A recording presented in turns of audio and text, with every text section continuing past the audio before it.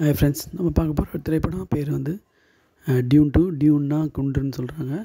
இந்த படம் வந்து முழுக்க பாலைவனத்துலேருந்து எடுக்கப்பட்ட டியூன் 1 மாதிரியே தான். இதை இயக்குனது டெனிஸ் வில்லேனுவே. இதோட writing credits Denis Villeneuve, Jon Spaihts, Frank ஹெர்பர்ட்டுக்கு போகுது. இதில் நடித்தவங்க பார்த்திங்கன்னா ஜாவியர் பாடம், ஜோஷ் ஃப்ரோலின், ரெபக்கா பெக்ஸன், திமோத்தி சாம்லெட், ஜெண்டையா அவங்க சானின்ற கேரக்டரில் நடிச்சிருக்காங்க. Dave Batista, Florence work, Christopher Walker ஒரு சீனியர் ஆக்டர், ஸ்டெல்லன் ஸ்கார்ஸ், பாப் ஜோல்சனா, அலிசன் ஆல்ஸ்டெட், கியூசி மேர்லி, கை டெனிசன் போன்ற பல நடிகர்கள் நடிச்சிருக்காங்க. படத்தோட கதைன்னு பார்த்திங்கன்னா,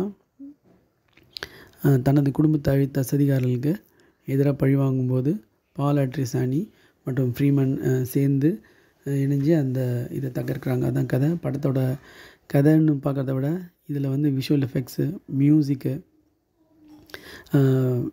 ஆர்ட் டைரக்ஷன், செட்டு, இது மாதிரி இதெல்லாம் வந்து பார்த்திங்கன்னா ரொம்ப எக்ஸலண்ட்டாக இருந்தது.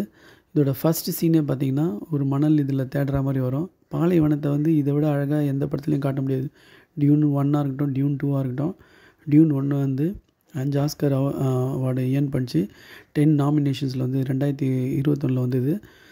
இப்போ இந்த படத்தில் பார்த்திங்கன்னா அதை விட பிரமிப்பான சீன்ஸ்லாம் பண்ணியிருக்காங்க. ஒரு இடத்துல சோல்ஜர்ஸ்லாம் வந்து இவங்கள ஜெண்டையா அந்த குரூப்பை தேடும்போது அவங்கள ஃபஸ்ட்டு கிளைம் அப்படின்வாங்க. கிளைம்னு அப்படியே நேராக பறந்து போய் மேலே நிற்பாங்க.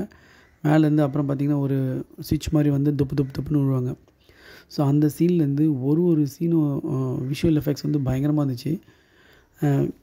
என்ன தான் பயங்கரமாக இருந்தாலும் திரைக்கதை வந்து ரொம்ப ஸ்லோவாக இருக்குது. ஃபஸ்ட் பார்ட்டும் அப்படி தான்.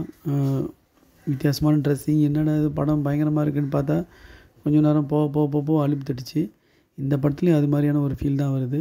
இது ஆனால் ஒரு சயின்ஸ் ஃபிக்ஷன், ஒரு ஆக்ஷன் ஜானர் சொல்லலாம். ஆக்ஷன் என்ன தான் இருந்தாலும் படத்தோட கதை வந்து ரொம்ப ஸ்லோவாக தான் போகுது. இந்த படத்தை வந்து டியூன் வந்து ஸ்டார் வார்ஸுக்கான பேசிக்னு சொல்கிறாங்க. இந்த படத்தோட கதையை வச்சு தான் ஸ்டார் வாரோட மேக்கிங்கு க்ரியேட் ஆகுதுன்ற மாதிரிலாம் சொல்கிறாங்க. இதோட தாக்கத்தில் தான். அந்த அளவுக்குலாம் ஒன்றும் சொல்ல முடியாது. ஸ்டார் வார் வந்து வேறு ஜேர்னலில் இருந்தது, இது வேறு ஜேர்னலில் இருக்குது. இருந்தாலும் இந்த படத்தோட திரைக்கதையை மட்டும் கொஞ்சம் ஸ்பீடாக இருந்தால் இன்னும் பார்க்கறதுக்கு இன்ட்ரெஸ்டிங்காக இருக்கும். இது வந்து ஒரு சயின்ஸ் ஃபிக்ஷன் த்ரில்லர் பிடிச்சவங்களுக்கு பார்க்க வேண்டிய ஒரு விஷுவல் ட்ரீட் உள்ள படம். இந்த வருஷம் இது எப்படி இருக்குதுன்னு பார்க்கலாம். இது 2024 மார்ச் 1 இங்கே இந்தியாவில் ரிலீஸ் ஆகுது. எப்படி இருக்குது இந்த படத்தை வந்து என்ன தான் விஷுவல் எஃபெக்ட்ஸ் எதுவாக இருந்தாலும் இது ஒரு ஸ்லோ மூவின்னு தான் சொல்லணும். ஸோ இந்த படம் வந்து விஷுவல் ட்ரீட்டாக பார்த்தா நல்லாயிருக்கு. அப்புறம் மியூசிக் வைஸாக பார்த்தா நல்லாயிருக்கு, ஆர்ட் வைஸாக பார்த்தா நல்லாயிருக்கு. ஆனால் படத்தோட திரைக்கதையாக பார்க்கும்போது இந்த படம் ஒரு ஸ்லோ படம் தான் சொல்லணும். நன்றி ஃப்ரெண்ட்ஸ், தேங்க்யூ.